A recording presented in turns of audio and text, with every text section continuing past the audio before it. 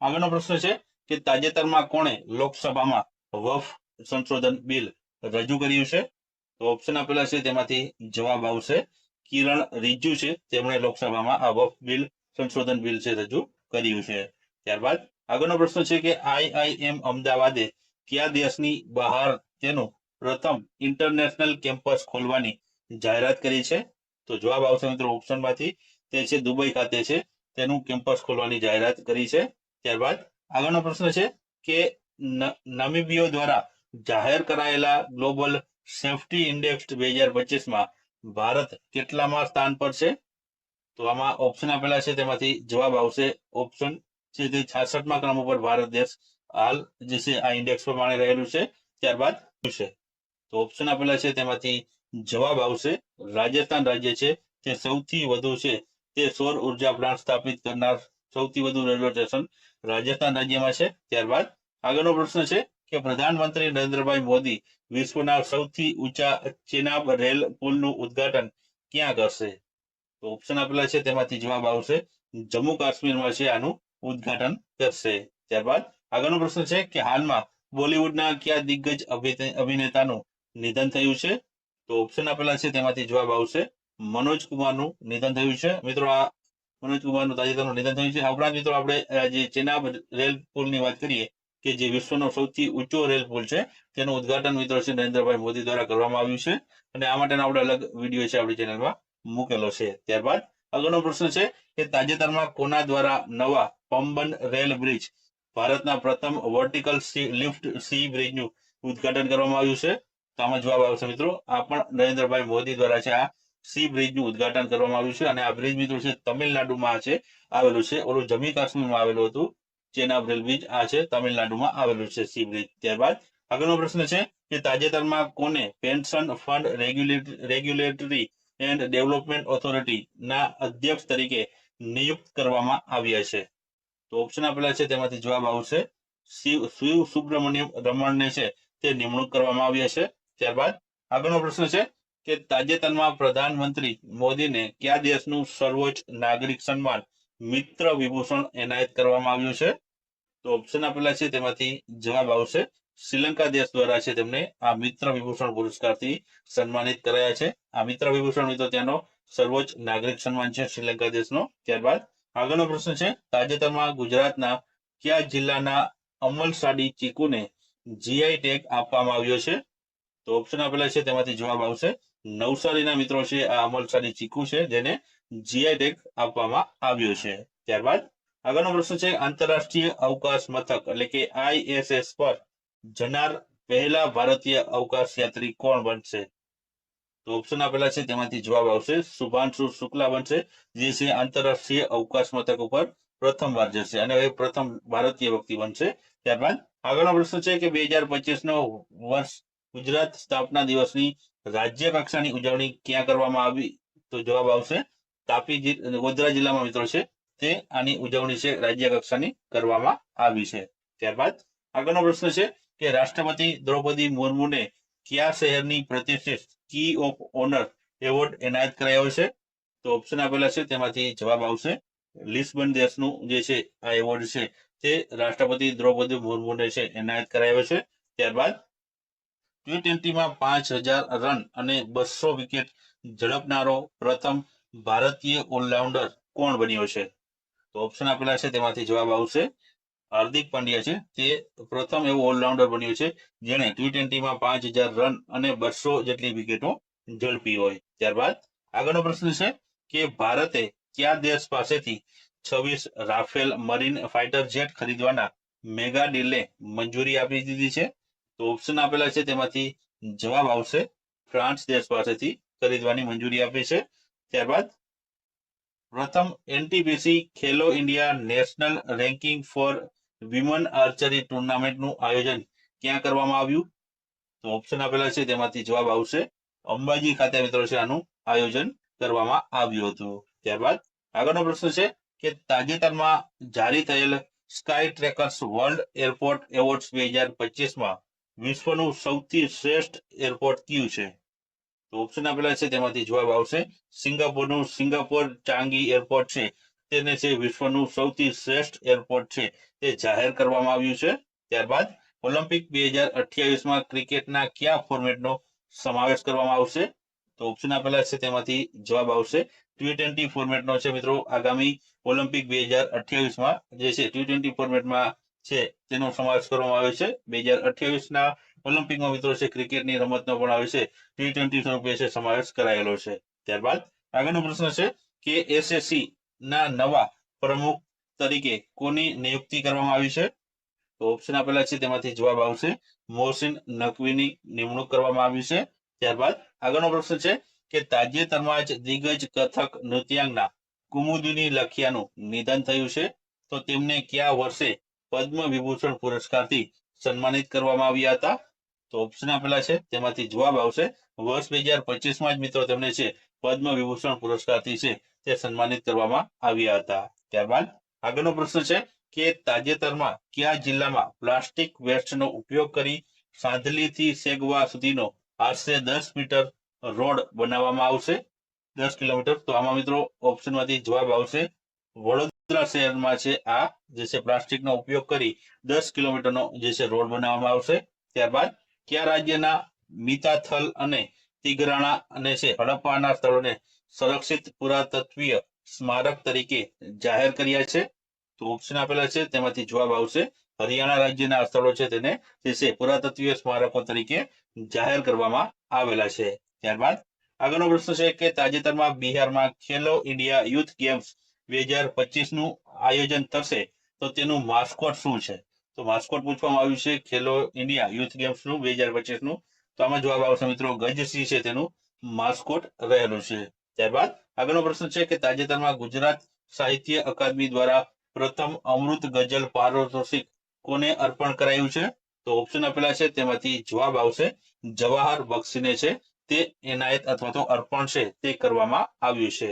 ત્યારબાદ આગળનો પ્રશ્ન છે કે તાજેતરમાં જ પ્રખ્યાત હોલીવુડ સિંગર કેટી પેરી સહિત 6 મહિલાઓની કેટલી મિનિટ સુધી અવકાશ યાત્રા તેમણે કરી હતી? તો ઓપ્શન આપેલા છે તેમાંથી જવાબ આવશે 11 મિનિટ સુધી છે કેટી પેરી સહિત 6 મહિલાઓએ છે અવકાશમાં જે છે યાત્રા કરી હતી. ત્યારબાદ તાજેતરમાં કોને ભારતીય વેટ લિફ્ટિંગ ફેડરેશનના એથ્લેટિક કમિશનના અધ્યક્ષ તરીકે નિયુક્ત કરવામાં આવ્યા છે? તો ઓપ્શન આપેલા છે તેમાંથી જવાબ આવશે મિત્રો મીરાબાઈ ચાનુને છે જે છે નિયુક્ત કરવામાં આવેલા છે.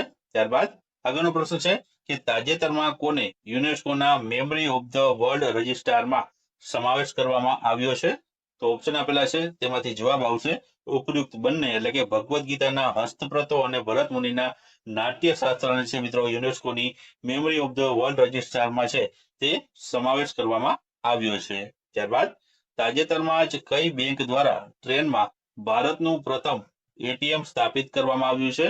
તો ઓપ્શન આપેલા છે તેમાંથી જવાબ આવશે બેંક ઓફ મહારાષ્ટ્ર દ્વારા છે જે છે ટ્રેનમાં પ્રથમ વખત છે એટીએમ સ્થાપિત કર્યું છે. તાજેતરમાં નીચેનામાંથી કોને છે વિશ્વની 100 સર્વશ્રેષ્ઠ હોસ્પિટલોમાં જે છે સમાવેશ કરાયો છે?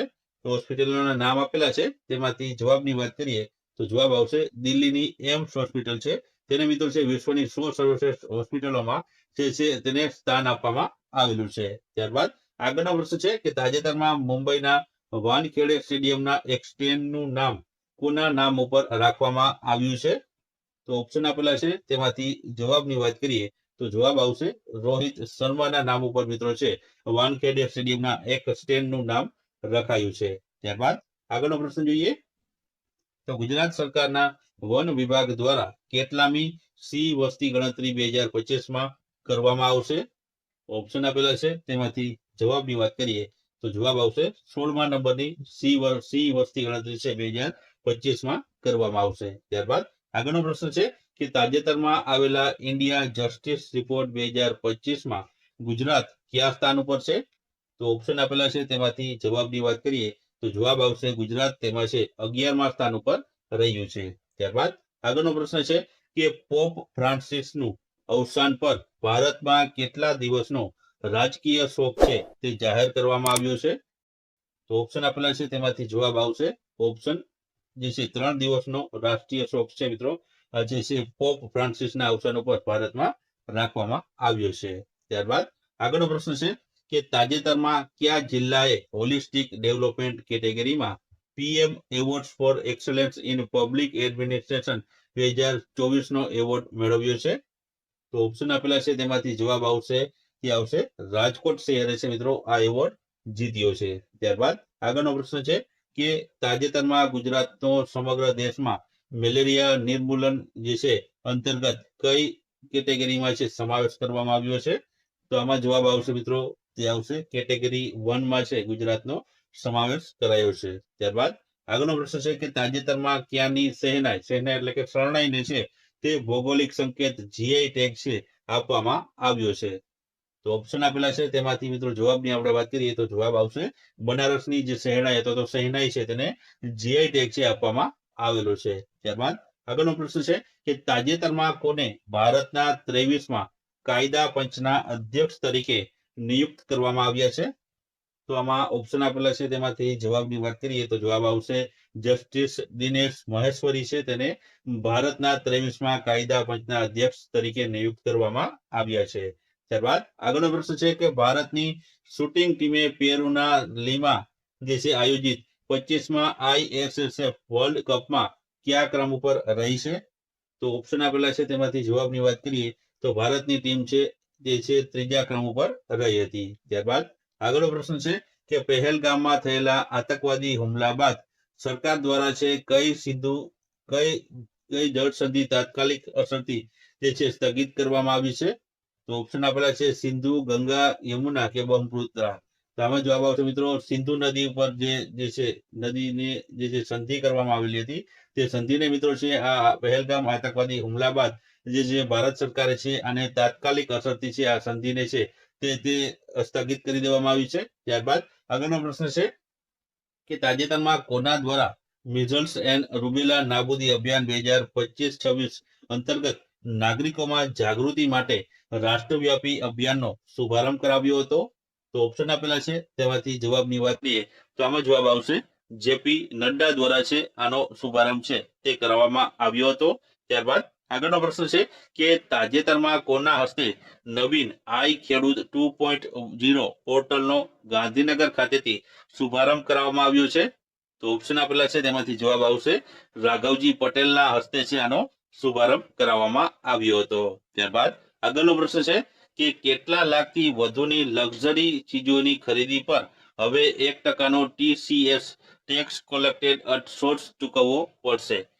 તો ઓપ્શન આપેલા છે તેમાંથી જવાબની આપણે વાત કરીએ તો જવાબ આવશે 10 લાખ કે તેથી વધુની જે લક્ઝરી ચીજ ઉપર છે આ 1% TCS છે હવે ચૂકવવો ફરજિયાત છે. ત્યારબાદ આગળનો પ્રશ્ન છે કે ગુજરાતનું પ્રથમ ગોલ્ડ એટીએમ છે તે ક્યાં શરૂ કરવામાં આવ્યું છે?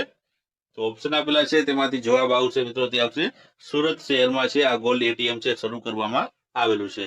ત્યારબાદ ગુજરાતના લોકોની ફરિયાદોનું નિવારણ લાવતી સ્વાગત જે કાર્યક્રમ છે તેને કેટલા વર્ષ છે તે પૂર્ણ થયા છે? તો આમાં ઓપ્શનમાંથી મિત્રો જવાબ આવશે તે આવશે 22 વર્ષ છે આ સ્વાગત કાર્યક્રમને છે તાજેતરમાં પૂર્ણ થયા છે. ત્યારબાદ આગળનો પ્રશ્ન છે કે આઈપીએલ ઇતિહાસમાં બીજી સૌથી ઝડપી સદી ફટકારનાર સૌથી નાની ઉંમરનો બેટર કોણ બન્યો છે? તો ઓપ્શન આપેલા છે તેમાંથી જવાબ આવશે વૈભવ સૂર્યવંશી બન્યું છે જે સૌથી નાની ઉંમરે છે બીજી સૌથી ઝડપી સદી ફટકારી છે. ત્યારબાદ આગળનો પ્રશ્ન છે ભારત અને ફ્રાન્સે 63,000 કરોડ રૂપિયાની ડીલ પર હસ્તાક્ષર કર્યા તેમાં ભારતને કેટલા રાફેલ મરીન ફાઇટર જેટ મળશે? તો ઓપ્શન આપેલા છે તેમાંથી જવાબ આવશે 26 જેટલા જે છે રાફેલ મરીન ફાઇટર જેટ છે ભારતને મળશે. ત્યારબાદ આગળનો પ્રશ્ન છે કે 1 મે 2025 રોજ ગુજરાતનો કેટલામો સ્થાપના દિવસ ઉજવાયો? તો ઓપ્શન આપેલા છે તેમાંથી જવાબ આવશે 65મો છે તે ગુજરાતનો સ્થાપના દિવસ છે જે છે ઉજવાનો છે 2025માં. ત્યારબાદ ગુજરાતે કેટલા ટકા નાગરિકોને આભા એટલે કે આયુષ્યમાન ભારત હેલ્થ એકાઉન્ટ હેઠળ નોંધણી કરાવી છે? તો ઓપ્શન આપેલા છે તેમાંથી જવાબ આવશે 70% જેટલા ગુજરાતીઓએ છે આમાં નોંધણી છે અત્યાર સુધીમાં કરાવેલી છે. ત્યારબાદ આગળનો પ્રશ્ન છે કે તાજેતરમાં સિમિલીપાલને કયા રાજ્યની સરકાર દ્વારા સત્તાવાર રીતે રાષ્ટ્રીય ઉદ્યાનનો દરજ્જો આપવામાં આવ્યો છે? તો ઓપ્શન આપેલા છે તેમાંથી જવાબ આવશે ઓડિશા જે છે રાજ્ય દ્વારા. ત્યારબાદ આગળનો પ્રશ્ન છે કે વિશ્વ બેંકના રિપોર્ટ અનુસાર ભારતમાં છેલ્લા 10 વર્ષમાં કેટલા કરોડથી વધુ લોકો અતિ ગરીબીમાંથી બહાર આવ્યા છે? તો ઓપ્શન આપેલા છે તેમાંથી જવાબ આવશે 17 કરોડથી વધુ જે લોકો છે જે અતિ ગરીબીમાંથી છે હવે બહાર આવ્યા છે.